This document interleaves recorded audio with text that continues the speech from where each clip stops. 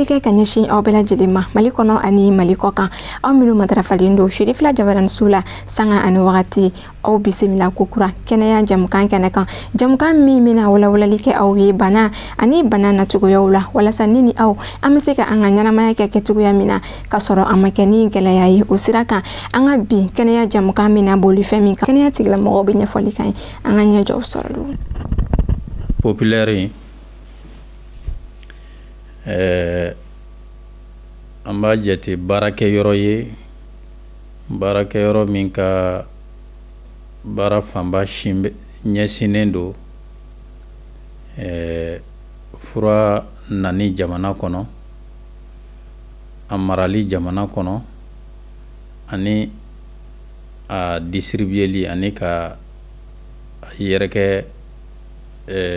kɛnɛyaso foroba kɛnɛyasow ni ɲɔgɔn cɛ bakuruba la a ka baara bɛ nin fɛn saba kan a ka ɲi an ka yɔrɔ ni dɔ fɔ ka fara kan o mission saba in ni a bɛ hakɛ to n'an bɛ se k'o yɔrɔ ni fɔ tubabukan na approvisionnement stockage distribution o kɔfɛ mission wɛrɛ b'an bolo n'an b'a fɔ o ma préparation galénique ni mission saba in kɔfɛ an bɛ fura dilan dɔ fana kɛ o fura dilan in ni usine malienne de produits pharmaceutiques ta tɛ kelen n'an b'a fɔ o ma IMPP donc an ko o unité min bi ɲɛsin fura dilan ma an b'a fɔ o ma laboratoire galénique o ka fura dilan fanba ye préparation magistrale ani d'autres produits i n'a fɔ les vaselines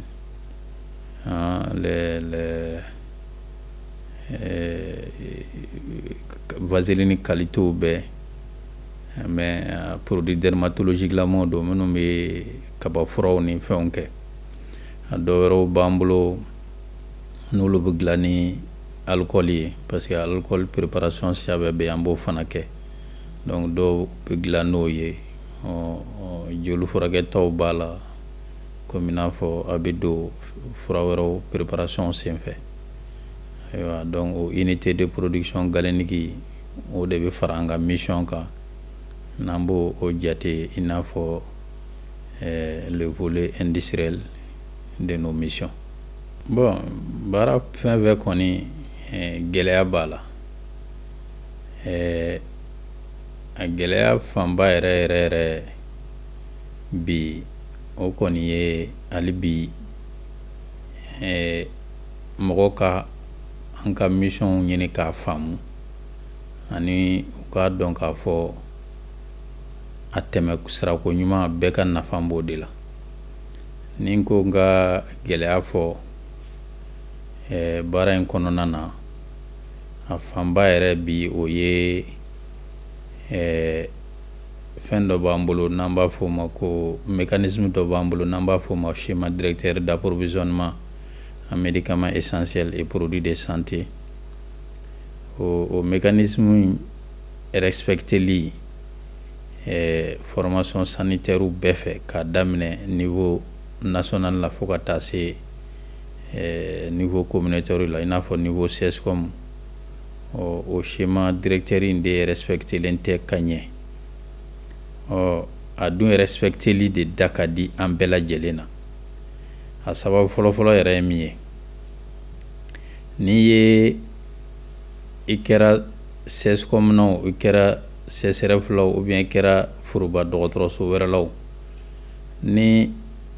sɛgɛsɛgɛli kɔni y'a jira k'i ka fura sanna pharmacie populaire ka sira fɛ a bila i kunna ni kɔlɔlɔ yera furakɛli kɔnɔna na o fura façon sababu la e kɔni mɔgɔ tɛ se ka tɔɔrɔ wɛrɛ tɛ se k'e sɔrɔ parce que i y'a san a san ka kan ka san sira min fɛ parce que fura kɔlɔlɔ ka bon kojugu n'i b'a ɲɛdɔn i ka kan k'i méfier a la yɛrɛ parce que mun kama an b'a fɔ ko garantie don n'i y'a san pharmacie populaire ka sira fɛ parce que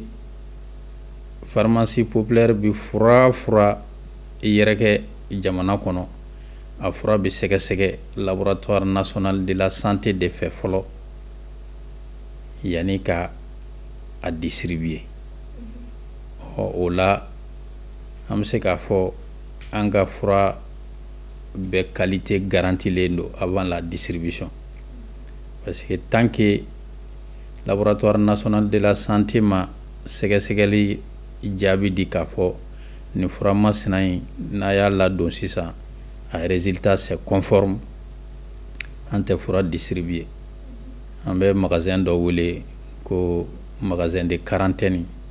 c'est-à-dire fura bi mara fɔlɔ fo ka o jaabi conforme de di, n'o jaabi bɔra k'a fɔ a jaabi ka ɲi, sɛgɛsɛgɛli y'a jira fura ka ɲi, an bɛ sɔrɔ ka distribuer. I kɛra CSRF ye sa o, i kɛra hôpital ye o, i kɛra CSRF ye o, i kɛra CSCOM ye, ne kɔni ka fura santa bɔ o siriki kɔnɔna na, donc hakilisigi dan don i ka yɔrɔ la, parce que n'i y'a san sira wɛrɛ fɛ ni gɛlɛya yi sɔrɔla furakɛli kɔnɔ ka sababu kɛ fura qualité sababu ye, a kɔlɔlɔ ka bon dɛ. N tɛ juriste ye sa nka n b'a dɔn ko nɔgɔn tɛ. Ala k'an kisi o ma. An bɛ wele bila u ma hali bi u k'u hakili t'o la, fɛn bɛɛ n'a tɛmɛsira de don. Ni a fɔra ko i ka kan ka tɛmɛ nin sira de fɛ pour que i ka fura san foroba dɔgɔtɔrɔso fɛn fɛn la, k'i jija k'i ta tɛmɛ o sira fɛ, o ka ɲi i yɛrɛ ma et puis a b'i yɛrɛ hakili sigi i ka baara kɔnɔ,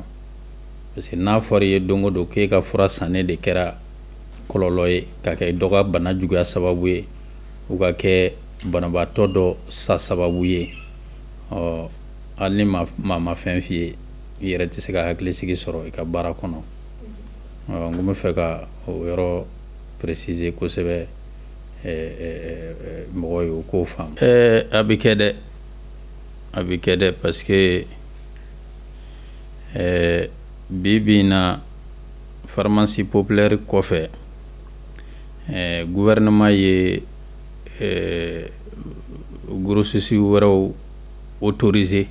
fura baara la. Jakosa o fana o bɛ se ka évoluer cogo min na u b'o ɲɛɲini, mais gouvernement kɔni ka labɛnw b'a jira k'a fɔ gouvernement bɛ PPM de choisi en premier lieu pour tout besoin de médicaments. O yɛrɛ kama contrat plan dɔ bɛ pharmacie populaire ni état malien cɛ. Formation sanitaire publique bɛɛ ka besoin ka kan ka adresser yɔrɔ fɔlɔfɔlɔ min na o ye pharmacie populaire de ye. Ni a ma sɔrɔ pharmacie populaire bolo, a fura masina ma sɔrɔ pharmacie populaire bolo, et que pharmacie populaire n'a pas les mesures pour rendre disponible au produit masina de l'économie relativement court, an ka kan ka attestation de non-disponibilité livrée service demandeur ye, pour que avec ces documents a bɛ se k'a ɲini grossiste privé wɛrɛ fɛ, mais grossiste privé agréé, parce que a grossiste masina ka kan ka documents bɛɛ fourni en ce moment pour dire que je suis agréé par l'État par rapport à cette prestation. Donc mais o b'a jira de k'a fɔ o bɛ kɛ de n'a sɔrɔ pharmacie populaire y'a attestation de k'a fɔ a ye fɛn minnu demande an fɛ u t'an bolo, an tɛ se k'u sɔrɔ yanni nin délai in cɛ. Voilà, donc mɔgɔw k'u hakili t'o la kosɛbɛ. Donc n'i y'a ye état bɛ contrat plan bila don an n'a cɛ, a n'a kɔrɔ de bɛ ɲɔgɔn na. Donc ni contrat plan bɛ état ni PPM cɛ, ça veut dire que chaque partie a ses obligations. Fura bɔyɔrɔ ka ca. Afrique b'a la, Europe b'a la, Asie b'a la. Voilà, donc a bɔyɔrɔ ka ca. Mais quelle qu'en soit la source de provenance, a bɛɛ bɛ tɛmɛ sira dɔw de fɛ fɔlɔ yani a ka bila consommation bolo kan. O fɔlɔfɔlɔ yɛrɛ ye fo a fura masina ka enregistrer Mali kɔnɔ fɔlɔ. Service dɔ bɛ yen n'an b'a fɔ o ma DPM, la direction de la pharmacie et du médicament. O bɛ considéré comme l'organe de régulation en matière d'approvisionnement. Donc il y a fura fait donto e Mali kono o b'a sɔrɔ autorisation de mise sur le marché au fournisseur y'o sɔrɔ DPM bolo de, sinon a tɛ autorisé ka ladon. Maintenant au bɛɛ kɔfɛ pour que an ka se ka fura san, faut que an ka dossier d'appel d'offre ouvert organisé, k'o labɛn k'o faire valider par la direction générale du marché public. Donc o yɔrɔ la n bɛ précision min di fo ka se bi ma médicament bɛ considéré Mali code de marché là toujours comme un matériel. Aspect in b'an sɛgɛn dɔɔni, mais an ma se ka o spécificité sɔrɔ fɔlɔ pour que vraiment médicament gestion ka kɛ un peu différent des autres matériels, parce que le fait que an bɛ régi au code de marché public in na a bɛ fura yɛrɛ sɔrɔli procédure janya fo ka tɛmɛ. N'a y'a sɔrɔ la procédure wɛrɛ tun bɛ yen min t'o ye, comme n'a fɔ o b'an ka laɲini dɔw kɔnɔ, i bɛ kalo 6 kalo 7 kalo 8 kɛ ka fura dɔ kɔnɔ, mais ni procédure wɛrɛ bɛ yen i bɛ se k'a sɔrɔ à moins d'1 mois ou bien maxi 2 mois. Voilà, donc pour vous dire que aux procédures de marché public, en cas dossier bébé témé follow, c'est aujourd'hui vraiment une contrainte en termes de lourdeur administrative, quoi. En cas barin kono, avancé que faut que témé. Voilà. Et fera fin fait de en faire. Ne fera qu'on nana sur la base de notre dossier d'appel d'offres, on a appel d'offres organisé, on va dire qu'il faut disposition talée de ka fera réceptionné. On connaît que la foi est dola. Aussi ceux qui a réceptionné, commission de bambolo, n'amba faut ma commission de réception. Aux commissions de réception, c'est plusieurs services qui sont impliqués dedans. Au PPM droit.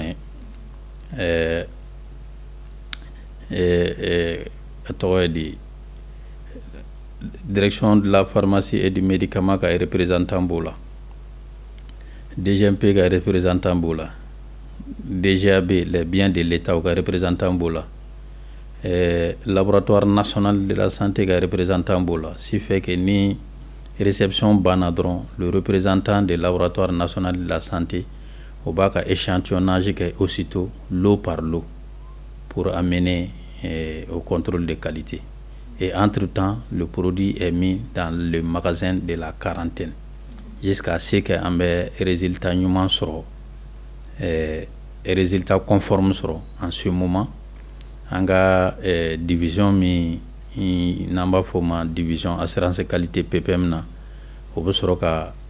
lever des quarantaines parce que c'est un outil qui gère tout ça là. Nous ma levé de quarantaine qui est produit à ce système. Donc laboratoire national de la santé qui a les résultats conformes de bateaux aux divisions de levé de quarantaine en ce moment la distribution du produit commence. Voilà, au décama nous on est sans crainte par rapport à ces soucis de qualité. Les produits qu'on maintenant ça n'a qu'à boulot fait. Notre distribution, c'est sur la base des commandes. C'est sur la base des commandes. Donc, les commandes doivent venir des formations sanitaires, les hôpitaux, les CCRF,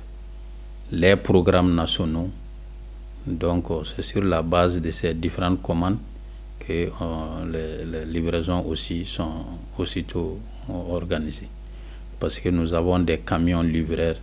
nous avons des agents de manutention. A wajibi alendo formation sanitaire publique ou des camps,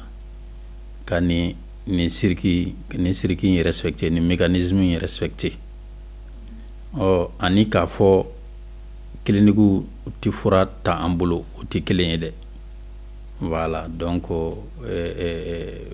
fura ta ambulo comme il a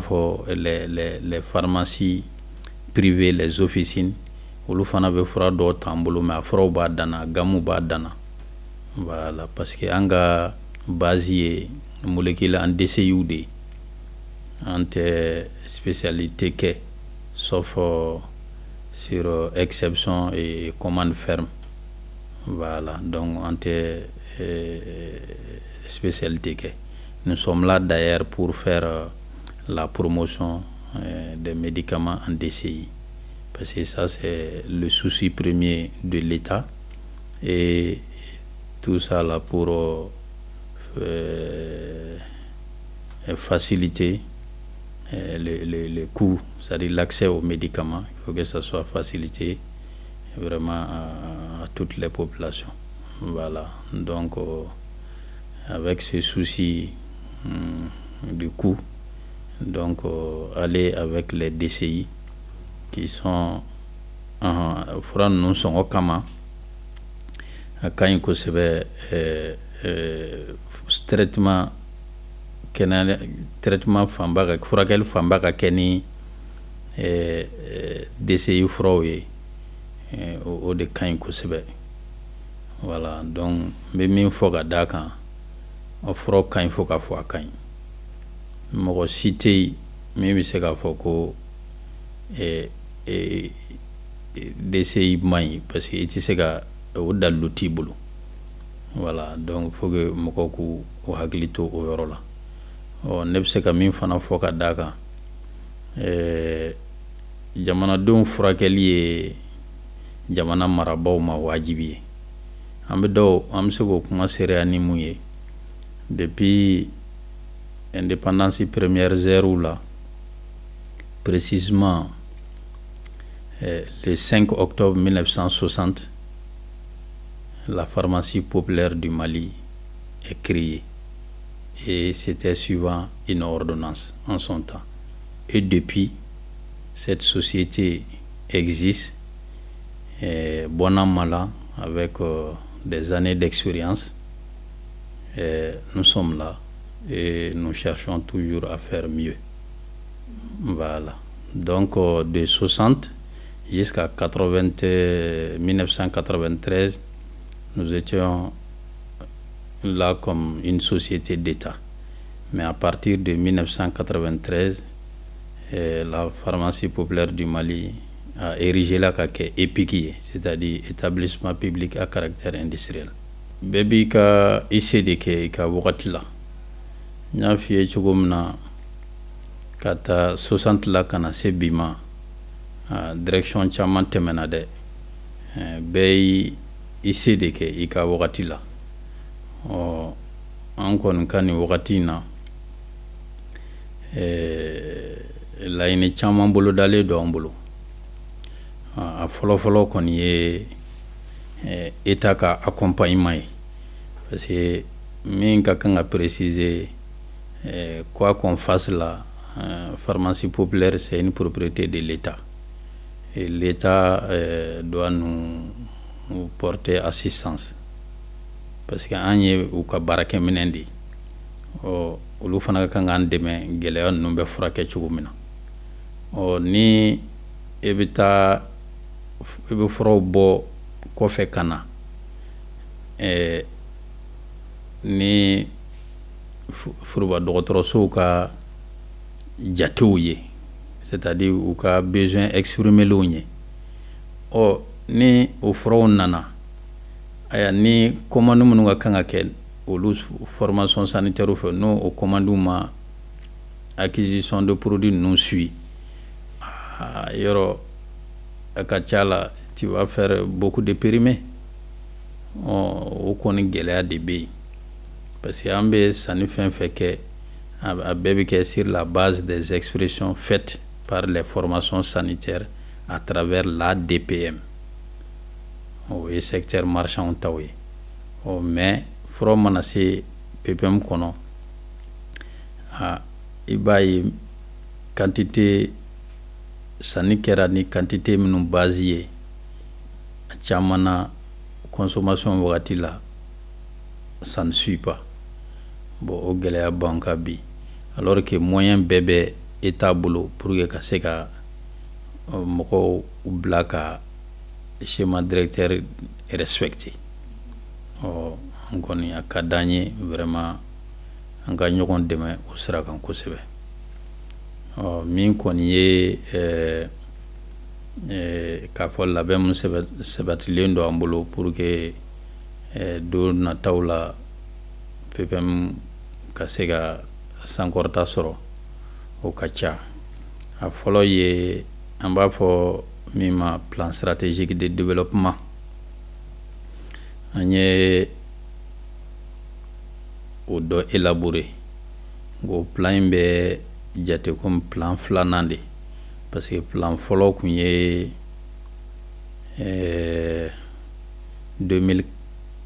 2014 à 2019 plan folo imbano la au plan folo imbane o évaluer la o majemnu yero la ani kuram nu se ka foro kan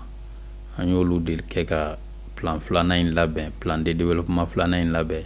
no be damne 2020 no be damne 2021 la kata kunche 2025 la donc au plan stratégique de développement flana in kono fin chamambala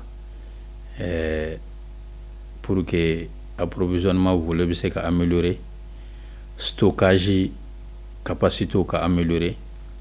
avec des constructions des magasins modernes bien équipés au Louba kono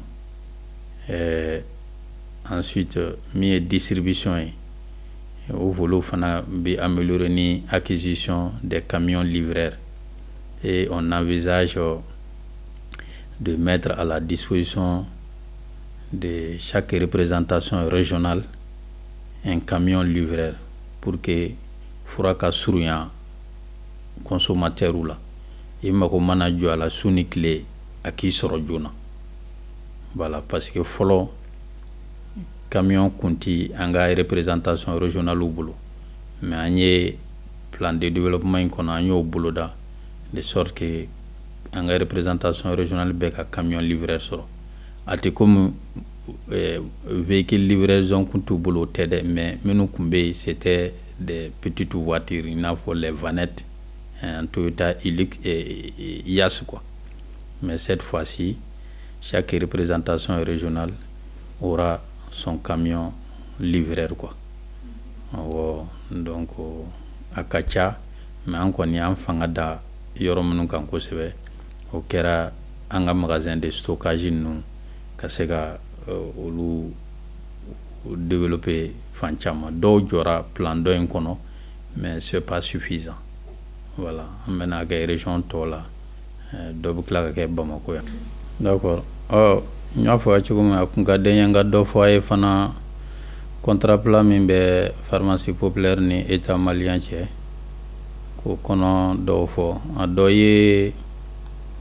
anga programme national ka furakoye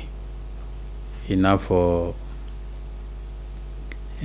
furam nunga kanga ke ka sumaya kele am se ka fo munuma intrant de lutte contre le pali dimsene munu shiba damne kalo wolo san fo ka taa se san duuru jate la ani muso lasiribaatɔw donc olu ka fura minnu olu ka furakɛli minnu bɛ kɛ sumaya sira kan o furaw ka kan ka di gratuitement n'a fɔra ko fura ka di fu a bɛ sara fan dɔ fɛ de o fura in baara kɔnɔ an kɔni ta fan ye ka jija ka fura ninnu lase jamana kɔnɔ ka laban ka taa di dɔgɔtɔrɔso la musow ni denmisɛnw bɛ furakɛ dɔgɔtɔrɔso minnu na pour que u ka fura ninnu di u ma u ka sumaya kɛlɛli kama o fura ninnu gouvernement malien bɛ dɔ san dɔ wari bɔ dɔ bɛ partenaires fana a dɔ fana bɛ partenaires fana bɛ o san mais a fura ninnu bɛɛ bɛ na pharmacie populaire ka magasinw de la an bɛ sɔrɔ k'u lase dɔgɔtɔrɔso minnu ɲɛsinnen don ni maa ninnu furakɛli ma o bɛ cogo min na kiti césarienne fana bɛ ten komi a yɛrɛ b'a dɔn cogo min na kuma dɔ o kumaw bɛ caya a bɛ a tɛ yen ou bien a tɛ labɔli kɛ ou bien ni n yɛrɛ muso taara dɔgɔtɔrɔso la n yɛrɛ ye fura san a ka ɲi kuma dɔ ɲɛfɔli ka k'o la muso bɛ taa jiginniyɔrɔ la dɔgɔtɔrɔ mana indication di k'a fɔ ni muso in tɛ se ka jigin ni césarienne ma k'a la n'o confirmé na fura minnu ka kan ka don o césarienne baara kɔnɔ olu de dilen don ani o kɔnɔna na ni bana wɛrɛ yera muso la min tɛ césarienne hukumu kɔnɔna ye dɔgɔtɔrɔ bɛ ordonnance di o la dɛ faut que mɔgɔw k'o précision de faamu ni ordonnance dil'o la muso cɛ bɛ se k'a fɔ n taara ni muso ye nka a kɛra césarienne ye mais u tilala ka ordonnance dɔ di yan ko n ka t'o san min kɔni ka ɲi a ka ɲi minnu yɛrɛ bolo bɛ a césarienne baara in na kuma kelen kelen a ka s'u fana ma u ka ɲɛfɔli kɛ n'o tɛ ordonnance di muso cɛ ma k'a fɔ ko o interdilen don o ma interdit dɛ parce que dɔgɔtɔrɔ de bɛ se ka bana wɛrɛ y'a la min tɛ kiti césarienne hukumu kɔnɔna ye jagosa o fura bɛ taa san n bɛ fɛ k'o fɔ ka d'a kan fo ka se n ye min fɔ ye de don n ko fo ka se 2023 in ma gɛlɛya kun t'a la bon 2023 kɔni n y'o fɔ kuma kɔnɔ ka tɛmɛ gɛlɛya yera fan caman fɛ kiti césarienne dɔrɔn tɛ a yera fan caman fɛ donc a kɛra komi ni se min b'a ye wagati min na a b'o ko de kɛ ani k'a fɔ ko kiti césarienne tɛ yen o tɛ kelen ye parce que an bɛ bi min na hali sisan hali ɲinɛ an ye kiti césarienne di mɔgɔw ma nka an b'a a di ka dan i n'a fɔ budget min alloué la an na a ko kama an tɛna se ka fɛn kɛ min budget ma di an ma voilà donc a ka ɲi o précision césarienne ko kɔni kama budget minnu bɛ di san tɔw la k'a fɔ ko ɲinɛn ta m'o bɔ n tɛ se k'o fɔ parce que an kun bɛ baara kɛ cogo min na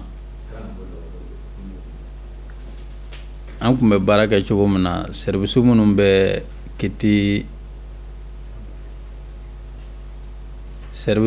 bɛ kiti césarienne ko kunna n'o ye direction générale de la santé ye ani service bolofara min dayɛlɛla ka fara ka kɔsɛnɛ n'an b'a fɔ o ma ONASER office national la santé de la reproduction fɔlɔ la n'olu ye expression min bila ka na pharmacie populaire la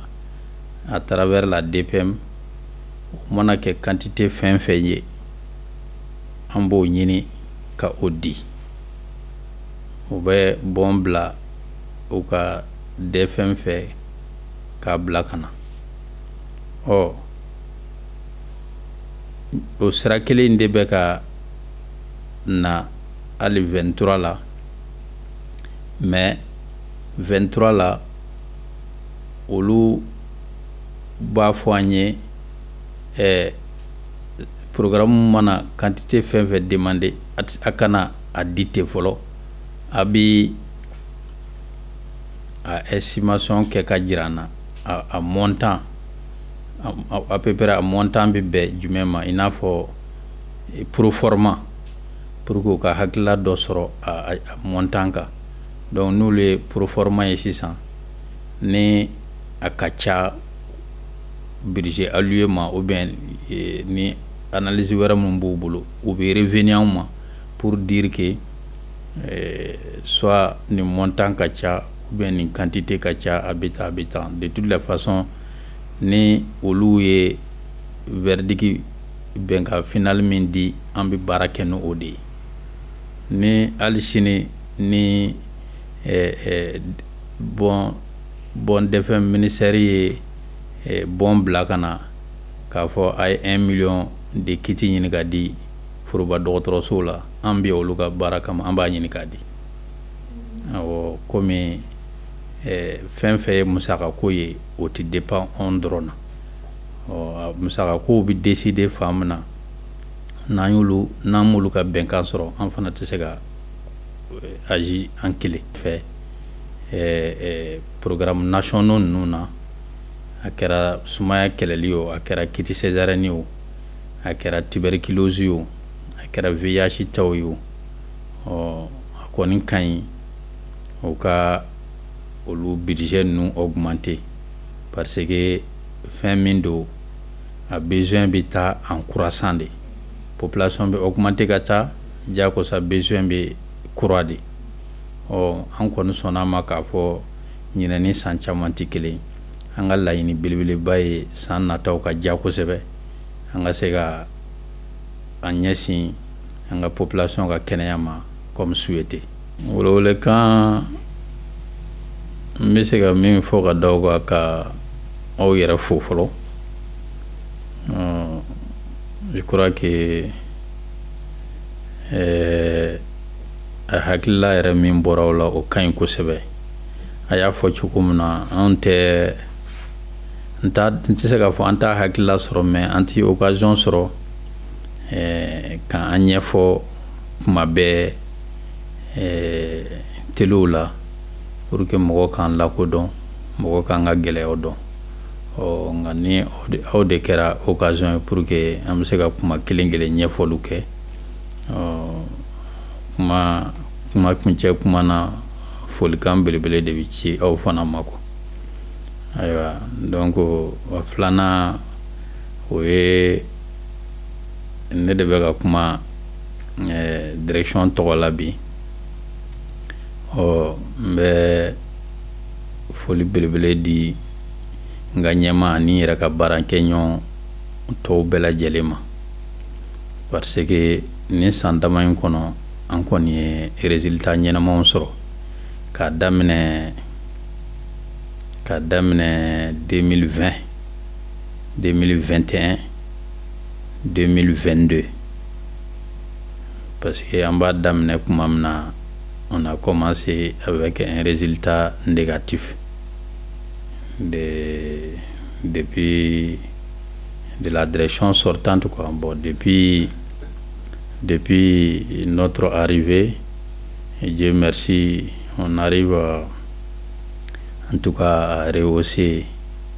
les résultats, à les positiver, et malgré les difficultés. Donc, ni au résultat façon tɛ sɔrɔ ni baarakɛɲɔgɔn bɛ ka cɛsiri tɛ quoi jakosa foli bɛ ne n baarakɛɲɔgɔn tɔw ye k'u fo ka segin k'u fo k'a fɔ an ka dɔ fara cɛsiri kan bon ɲinɛn ta gɛlɛya kɔni o tɛ fɔli bɔ quoi bɛɛ kɔni b'a dɔn o tɛ an dɔrɔn ye o gɛlɛya in bi fan bɛɛ bi na o gɛlɛya min fana filɛ an bɛ se ka positiver parce que en le prenant comme une expérience de vie a ka ca la i bɛ solution min sɔrɔ a bɛ kɛ solution favorable et de façon pérenne quoi. Aw ni ce aw ka kulomajɔ la nin fana de bɛ dan sigi an ka bi kɛnɛya jamukan na a k'an bɛn waati wɛrɛ ni kɛnɛya jamukan wɛrɛ.